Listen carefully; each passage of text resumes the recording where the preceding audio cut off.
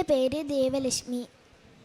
ഞാൻ ഒരു ദിവസം കിടന്നുറങ്ങാൻ നേരത്ത് ഞാൻ സ്വപ്നം കണ്ടായിരുന്നു. ഞാനും എല്ലാവരും ഇരുന്ന് പ്രാർത്ഥിക്കാൻ നേരത്ത് ഒരു മാതാവിൻ്റെ വലിയൊരു ഫോട്ടോ അടച്ചിട്ടുണ്ട്. ആ ഫോട്ടോയിൽ നിന്ന് മാതാവ് ഇറങ്ങി വന്നിട്ട്, മോളെ നീ എന്തിനാ കരയുന്നത്, നിൻ്റെ അസുഖങ്ങൾ മാറ്റിത്തരാൻ മാതാവ് നിൻ്റെ കൂടെ ഉണ്ട്, മോളെ നീ വിഷമിക്കല്ലേ എന്ന് പറഞ്ഞിട്ട് മെഴുകുതിരിയുടെ അകത്തോട്ട് കയറിപ്പോയി.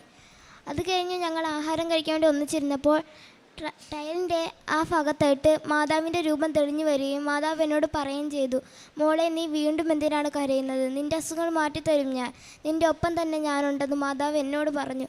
അപ്പോൾ ഞാൻ പറഞ്ഞു, മാതാവേ എനിക്കൊരു സങ്കടവും ഇല്ല, എൻ്റെ അസുഖം മാത്രം മാറ്റിത്തന്നാൽ മതി എന്ന് ഞാൻ പറഞ്ഞു. മാതാവ് അപ്പുറത്തേക്കും ആണെങ്കിൽ അമ്മയുടെ നെറ്റിയുടെ അകത്തോട്ട് കയറിപ്പോയി. അത് കഴിഞ്ഞ് ഞാൻ പെട്ടെന്ന് തന്നെ ചാടി എഴുന്നേൽക്കുകയും റൂമിൽ ലൈറ്റ് ഇടുകയും ചെന്ന് പ്രാർത്ഥിച്ചിട്ട് കിടന്നുറങ്ങുകയും ചെയ്തു. ആദ്യമായി ഈശോയോടും മാതാവിനോടും മാപ്പ് അപേക്ഷിച്ചുകൊണ്ട് ഞാൻ തുടങ്ങുന്നു. കാരണം എനിക്ക് സാക്ഷ്യം പറയാൻ വൈകിയതിലാണ് ഞാൻ മാപ്പ് പറയുന്നത്. ഞാൻ 12/4/2024 കൃപാസനത്തിൽ വന്ന് ഉടമ്പടി എടുത്തത്. അതിനു മുമ്പായിട്ട് ഒരാഴ്ചയ്ക്ക് മുമ്പേ ഞങ്ങൾ വന്ന് ഇവിടെ കുടുംബമായിട്ട് വന്ന് പ്രാർത്ഥിച്ചായിരുന്നു. ഞാൻ പ്രാർത്ഥിക്കാനും ഉടമ്പടി എടുക്കാനും ഉണ്ടായ കാരണം, എൻ്റെ ഈ നിൽക്കുന്ന എനിക്ക് 2 പെൺകുട്ടികളാണ്. എൻ്റെ മൂത്താൾ +1 എഴുതിയിട്ട് നിൽക്കുന്നു. ഇത് എൻ്റെ ഇളയ മോള് ദേവലക്ഷ്മി. ഇവൾക്ക് 2.25 വയസ്സായപ്പോൾ ശരീരത്ത് നീര് കാണുകയും നെഫ്രോട്ടിക് സിൻഡ്രോം എന്ന അസുഖം കണ്ടുപിടിക്കുകയും തിരുവനന്തപുരം SIT മെഡിക്കൽ കോളേജിലോട്ട് പോവുകയും ചെയ്തു. അവിടെ വെച്ച് ഇതുപോലെ അസുഖം നന്നായിട്ട് മൂർച്ഛിക്കുകയും കുഞ്ഞിനെ ICUവിലോട്ട് മാറ്റണമെന്ന് പറഞ്ഞ് പ്രാർത്ഥിച്ച് കുഞ്ഞിന് നമ്മൾ മെഡിസിനൊക്കെ സ്റ്റാർട്ട് ചെയ്ത് അവൾക്ക് 2 മാസം മെഡിസിൻ കൊടുത്തു. മെഡിസിൻ നിർത്തി കഴിഞ്ഞപ്പോൾ ഇവൾക്ക് വീണ്ടും ഈ അസുഖം വന്നു കഴിഞ്ഞ് വീണ്ടും മെഡിസിൻ നിർത്താൻ പറ്റുന്നില്ല. ഒന്നി ഡോസ് കുറയുമ്പോഴേ ഇവർക്ക് അസുഖം വരുന്നുണ്ട്. അങ്ങനെ വീണ്ടും ഇവർ ഈ സ്റ്റിറോയിഡ് ഗുളികയായതുകൊണ്ട് സൈഡ് എഫക്റ്റ് ഉണ്ടാകാൻ ചാൻസ് ഉണ്ട്, അതുകൊണ്ട് കണ്ണാശുപത്രിയിൽ ഒന്ന് കാണിക്കണമെന്ന് പറഞ്ഞു. നമ്മൾ അടുത്തുള്ള കണ്ണാശുപത്രി കൊണ്ടുപോയപ്പോൾ അവിടെ അവർ പറഞ്ഞത് കണ്ണിൻ്റെ നരമ്പിൽ ഈ ഫ്ലൂയിഡ് കെട്ടിക്കിടക്കുന്നുണ്ട്, അതുകൊണ്ട് കുഞ്ഞിനെ ഇത് ബ്രെയിനിൻ്റെ സ്കാൻ എടുക്കണമെന്ന് പറഞ്ഞു. അങ്ങനെ സ്കാൻ ചെയ്തപ്പോൾ അവർ ന്യൂറോളജിയിലോട്ട് ന്യൂറോളജി വിട്ടപ്പോൾ അവിടെ ഫ്ലൂയിഡ് ചെക്ക് ചെയ്തപ്പോൾ 44 mm ആണ് ഫ്ലൂയിഡ് കാണിച്ചത്. അപ്പോൾ അങ്ങനെയുള്ള ഒരു പേഷ്യൻ്റ് എന്ന് പറയുമ്പോൾ അവർ 100% സർജറിയാണ് പറയുന്നത്. പക്ഷേ അവർ 3 മാസത്തേക്കും മെഡിസിൻ കൊടുത്തു. അത് കഴിഞ്ഞ് വീണ്ടും ഇത് ടെസ്റ്റ് ചെയ്യണം, സർജറിയാണ് വീണ്ടും പറയുന്നത്. അങ്ങനെയാണ് ഞാൻ 12/4/2024 കൃപാസനത്തിൽ വരുന്നതും ഇവിടെ വന്ന് ഞാൻ ഉടമ്പടി എടുത്ത് അവിടെ ചെന്ന് 18-ാം തീയതി എൻ്റെ മോൾക്ക് വീണ്ടും ഇതിൻ്റെ BP ടെസ്റ്റ് ചെയ്യാനുള്ള ടെസ്റ്റ് ഉണ്ടായിരുന്നു. അങ്ങനെ ചെന്ന് ടെസ്റ്റ് ചെയ്തപ്പോൾ എൻ്റെ കുഞ്ഞിന് ആ 44 mm എന്ന് പറഞ്ഞ BP ടെസ്റ്റ് ചെയ്ത് അത് 25 ആക്കി എൻ്റെ മാതാവും തിരുക്കുമാരനും തന്നു. അന്ന് ഇത് ഫ്ലൂയിഡ് എടുക്കുന്ന സമയത്ത് സഡേഷൻ കൊടുത്താണ് കുഞ്ഞിന് ഫ്ലൂയിഡ് എടുക്കുന്നത്. സഡേഷൻ കൊടുത്ത സമയത്ത് ഞാൻ പ്രാർത്ഥിച്ചത് മൊത്തം, എൻ്റെ മാതാവേ എൻ്റെ മോളെ ഒന്ന് സ്പർശിക്കണേ നീ എന്നോ ഞാൻ പറഞ്ഞോളൂ. കാരണം എനിക്ക് വിശ്വാസം ഉണ്ടായിരുന്നു എൻ്റെ മോളെ മാതാവിനെ രക്ഷപ്പെടുത്താൻ പറ്റത്തുള്ളെന്ന്. ഞാൻ ഒരുപാട് കരഞ്ഞു പ്രാർത്ഥിച്ചു. ഞാൻ എൻ്റെ വിശ്വാസത്തിൻ്റെ പുറത്ത് ഞാൻ എൻ്റെ മാതാവിനോട് പറഞ്ഞ എൻ്റെ വിശ്വാസത്തിൻ്റെ പുറത്ത് എൻ്റെ മോളെ ഞാൻ ചെന്ന് എടുത്തോണ്ട് എൻ്റെ മോളോട് ഞാൻ ഇവിടെ ബെഡിൽ കൊണ്ട് കിടത്തിയിട്ട് ഞാൻ ചോദിച്ചു, മോള് മാതാവിനെ കണ്ടോ എന്ന് ഞാൻ ചോദിച്ച്. എൻ്റെ കുഞ്ഞിന് ബോധമില്ല. അപ്പോഴും മോള് പറയുന്നത്, ഞാൻ കണ്ടമ്മേ, എൻ്റെ ഇവിടെ ചെള്ളയിൽ വന്ന് തട്ടിയിട്ട് മാതാവ് പറഞ്ഞു, മോള് വിഷമിക്കേണ്ട, മോളുടെ അസുഖമെല്ലാം മാതാവ് മാറ്റും, മാതാവുണ്ട് കൂടെ എന്ന് പറഞ്ഞു. അപ്പോഴും ഞാൻ വിചാരിച്ചു എൻ്റെ മോള് ഞാൻ ചോദിച്ചത് പ്രകാരം പറയുന്നതായിരിക്കുമെന്ന്. പക്ഷേ എൻ്റെ കുഞ്ഞ് വീണ്ടും ഇത് തുടരെ പറഞ്ഞുകൊണ്ടിരുന്നു. മോളെ ഇവിടെ കൊണ്ട് കിടത്തി എപ്പോഴും എന്നോട് പറയുന്നു, അമ്മ എനിക്ക് കൃപാസനത്തിലെ ഉപ്പും പിന്നെ ഇതും തൈലവും താമേ, തേനും താമേ എന്നാണ് എന്നോട് പറയുന്നത്. ഞാൻ അപ്പോഴും, കാരണം സഡേഷൻ കൊടുത്ത കുഞ്ഞായിട്ട് ഉപ്പ് കൊടുക്കുമല്ലോ എന്ന് എനിക്ക് അറിയത്തില്ല, വൊമിറ്റ് ചെയ്യാൻ ചാൻസ് ഉണ്ട്. ഡോക്ടറോട് ചോദിച്ചപ്പോൾ ഡോക്ടറിന് കൊടുക്കണ്ടെന്ന് പറഞ്ഞു, അതുകൊണ്ട് കൊടുത്തില്ല. പക്ഷേ കാശ് രൂപ ഇവള് വേണമെന്ന് പറഞ്ഞു നിർബന്ധം പിടിച്ചു, കാരണം ഇവൾക്ക് ബോധമില്ല. എന്നിട്ട് ഞാൻ കാശ് രൂപ ഇവിടെ കൈ കൊടുത്തു. ഇവിടെ കാശ് രൂപ എടുത്ത് ഒരുപാട് കരഞ്ഞു പ്രാർത്ഥിച്ച്, മാതാവ് എൻ്റെ രോഗം മാറ്റിത്തരണേ എന്നും പറഞ്ഞ് പ്രാർത്ഥിച്ചു.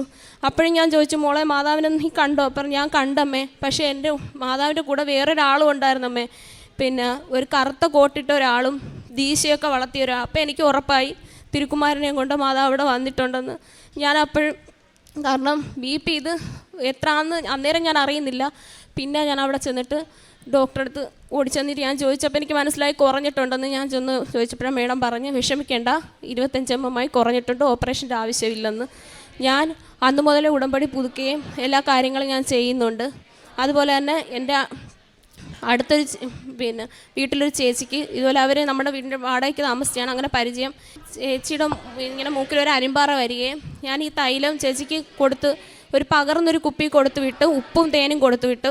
ഇതറിഞ്ഞ് കൃപാസനത്തിൽ പോകണം, പ്രാർത്ഥിക്കണം ചേച്ചി, ഞങ്ങളും പ്രാർത്ഥിക്കാം, ഒരു കുഴപ്പം ഉണ്ടാകത്തില്ലെന്ന് പറഞ്ഞ് 2 മാസം കഴിഞ്ഞ് അവർ ഹോസ്പിറ്റലിൽ പോയി. സർജറി കഴിഞ്ഞ് ക്യാൻസർ എന്ന് പറഞ്ഞ കാര്യം 2 മാസം കഴിഞ്ഞ് റിസൾട്ട് വന്നപ്പോൾ ആ ചേച്ചിക്ക് ക്യാൻസറോ അങ്ങനെ ഒന്നുമില്ല.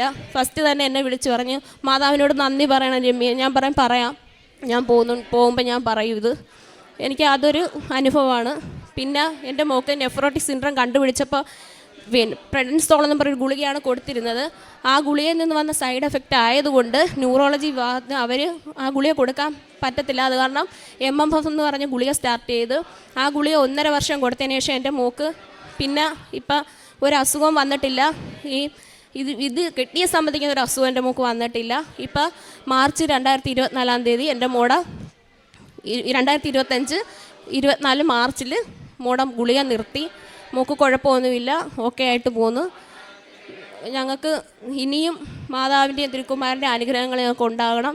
പിന്നെ എൻ്റെ പ്രേക്ഷിത പ്രവർത്തനങ്ങളെന്ന് പറയുന്നത്, ഞാൻ അവിടെ പിന്നെ ആരുമില്ലാത്ത അമ്മയും അച്ഛന്മാരും ഉണ്ട്, പിന്നെ ഒരു ശാന്തി തീരമുണ്ട്, അവിടെ രോഗികളുണ്ട്. അവർക്ക് ഞങ്ങൾ കുറേ പേര് ചേർന്ന് ഭക്ഷണം കൊടുക്കുകയും പിന്നെ ശനിയാഴ്ച ഞാൻ ഉപവാസം എടുക്കും. പിന്നെ ഇവിടുന്ന് പത്രമായിക്കൊണ്ട് SIT ഹോസ്പിറ്റലിൽ എല്ലാവർക്കും കൊണ്ട് കൊടുക്കുകയും പിന്നെ എനിക്ക് മാതാവിനെയും ഈശോയെയും കുറിച്ച് പറയാൻ ഒരുപാട് ഇതാവാന്ന്. കാരണം എനിക്ക് ചോദിച്ചാലും അവരുടെ കാര്യം പറഞ്ഞുകൊണ്ടേ ഇരിക്കണം. എനിക്ക് ഭയങ്കര ഇഷ്ടമാണ് പറയാൻ. എനിക്ക് ഞാനൊരു കടയിൽ വർക്ക് ചെയ്യുന്നുണ്ട്. എൻ്റെ അനുഭവങ്ങൾ അവിടെ നിന്ന് അവർ കണ്ട് മനസ്സിലാക്കി. ഞാൻ ജോലി ചെയ്യാൻ നിന്നിട്ടില്ല, കാരണം എൻ്റെ കുഞ്ഞുങ്ങൾക്ക് വയ്യാന്ന് പറഞ്ഞ് ഞാൻ പോവുകയും അപ്പോൾ അവരിപ്പോൾ പറയുന്നത് MS മനസ്സമാധാനമായിട്ട് ഇവിടെ നിന്ന് ജോലി ചെയ്യുന്നുണ്ട്. എനിക്കത് കേൾക്കുമ്പോൾ അഭിമാനമാണ്. കാരണം എന്നെ അവരെത്രത്തോളം മനസ്സിലാക്കി, അപ്പോൾ അതുപോലെ തന്നെ എൻ്റെ മാതാവിനെ അവർ മനസ്സിലാക്കി. ഞാൻ അവരോട് എല്ലാവരോടും പറയും, നിങ്ങളെല്ലാവരും വരണം. എനിക്ക് കുറച്ച് പേരെ ഇവിടെ കൊണ്ടുവരാൻ സാധിച്ചിട്ടുണ്ട്. എല്ലാവരും വരണം, വന്ന് നിങ്ങൾക്ക് കിട്ടുന്ന അനുഗ്രഹങ്ങൾ നിങ്ങൾ വാങ്ങണം. മാതാവ് കൈവിടത്തില്ല നിങ്ങളുടെ കൂടെ എന്നുള്ളൊരു വിശ്വാസത്തിൽ ഞാനും മുന്നോട്ട് പോന്നു. തുടർന്നും എനിക്ക് അങ്ങനെ തന്നെ മുന്നോട്ട് പോകണമെന്നാണ് ആഗ്രഹം. പിന്നെ ഇതിനിടയ്ക്ക് കഴിഞ്ഞ മാസം എൻ്റെ അമ്മയ്ക്കൊരു സർജറി ഉണ്ടായിരുന്നു. പെട്ടെന്നൊരു വയറുവേദന വന്ന് കുടൽ ഒട്ടിയെ അതിൻ്റെ ഓപ്പറേഷൻ കോട്ടയം മെഡിക്കൽ കോളേജിലായിരുന്നു. ഈ മാതാവിൻ്റെ ബലത്തിലാണ് ഞാൻ അവിടെ ചെന്നത്. കാരണം അമ്മയ്ക്ക് സീരിയസ് ആയിരുന്നു. ഈ കാശ് രൂപം ഞാൻ എൻ്റെ കയ്യിൽ എവിടെ പോയാലും ഞാൻ എൻ്റെ കയ്യിൽ കരുതും. ഞാൻ ഈ കാശ് രൂപം വെച്ച് ഞാൻ മാതാവിനോട് ഒരുപാട് പ്രാർത്ഥിച്ച്, മാതാവ് ഞങ്ങൾക്ക് വേറെ ആരുമില്ല, കൂടെ സഹായിക്കാൻ പോലും ആരുമില്ല, മാതാവ് കൂട്ടിന് വരണം, അമ്മയുടെ സർജറി ഇന്ന് തന്നെ നടക്കണം. അതുപോലെ അമ്മയുടെ സർജറി നടന്ന് അമ്മ പെട്ടെന്ന് ഓക്കെ ആയി. ICUവിലായിരുന്നു. 2 ദിവസം ICU കിടത്തി ഓക്കെ ആയി. അമ്മ ഇപ്പോൾ വീട്ടിലിരിക്കുന്നു. ഫസ്റ്റ് ചെക്കപ്പും കഴിഞ്ഞ് കുഴപ്പമൊന്നുമില്ല. ഇനി എന്തെങ്കിലും ഉണ്ടെങ്കിൽ കൊണ്ടുചെന്നാൽ മതിയെന്ന് പറഞ്ഞ് അത് ഞാനിവിടെ സാക്ഷ്യപ്പെടുത്തുന്നു. ഞങ്ങൾക്ക് തന്ന അനുഗ്രഹങ്ങൾക്ക് മാതാവിനും തിരുക്കുമാരനും കൂടാനുകൂടി നന്ദി പറഞ്ഞുകൊണ്ട് ഞാൻ നിർത്തുന്നു. Praise the Lord. ജെറമിയ പ്രവാചകൻ്റെ പുസ്തകത്തിൽ നിന്ന് 33-ാം അധ്യായം 3-ാം തിരുവചനം അവിടെ നാം വായിക്കുന്നു. എന്നെ വിളിക്കുക, ഞാൻ മറുപടി നൽകും. നിൻ്റെ ബുദ്ധിക്കതീതമായ മഹത്വം നിഗൂഢവുമായ കാര്യങ്ങൾ ഞാൻ നിനക്ക് വെളിപ്പെടുത്തി തരും. രമ്യ എന്ന സഹോദരി തൻ്റെ ജീവിതാനുഭവങ്ങളുടെയും ദൈവികാനുഭവങ്ങളുടെയും വലിയൊരു സാക്ഷ്യം നമ്മുടെ മുമ്പിൽ നിരത്തുകയായിരുന്നു. പ്രത്യേകിച്ച് ഉടമ്പടി എടുത്തതിന് ശേഷം പരിശുദ്ധ അമ്മയോടുകൂടി സഞ്ചരിക്കാൻ തുടങ്ങിയപ്പോൾ പരിശുദ്ധ അമ്മ ഈശോയിൽ നിന്ന് വാങ്ങിക്കൊടുത്ത അനുഗ്രഹങ്ങളുടെ ഒരു വലിയ ലിസ്റ്റാണ് ഇപ്പോൾ ഇവിടെ ഈ സഹോദരി പങ്കുവച്ചത്.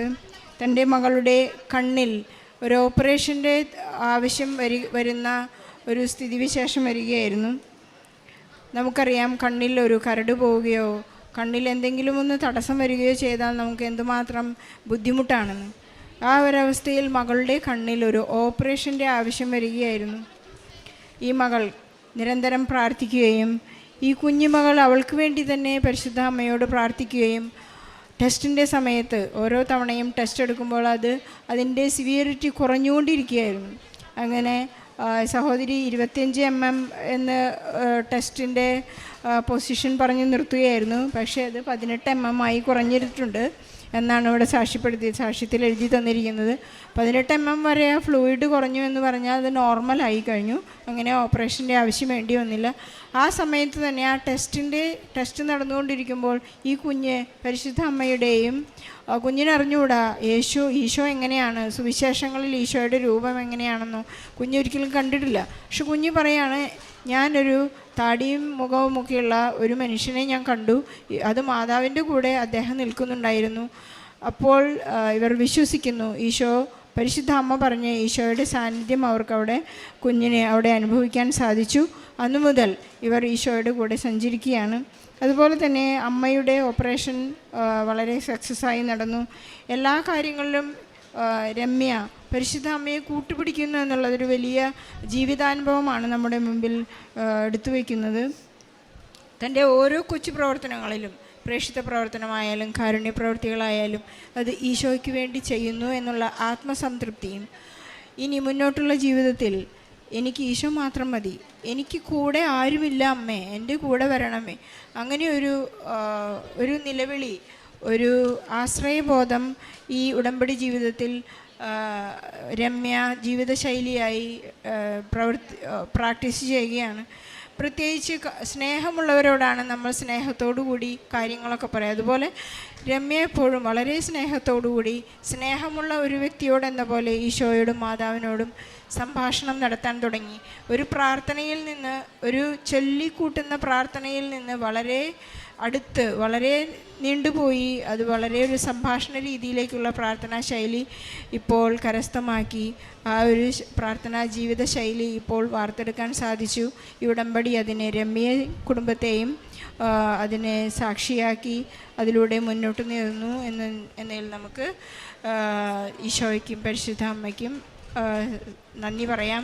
അവർക്ക് വലിയൊരു ഈശോയ്ക്കും പരിശുദ്ധ അമ്മയ്ക്കും ഒരു കയ്യടി നൽകി ഈ സാക്ഷ്യം നമുക്ക് സമർപ്പിക്കാം.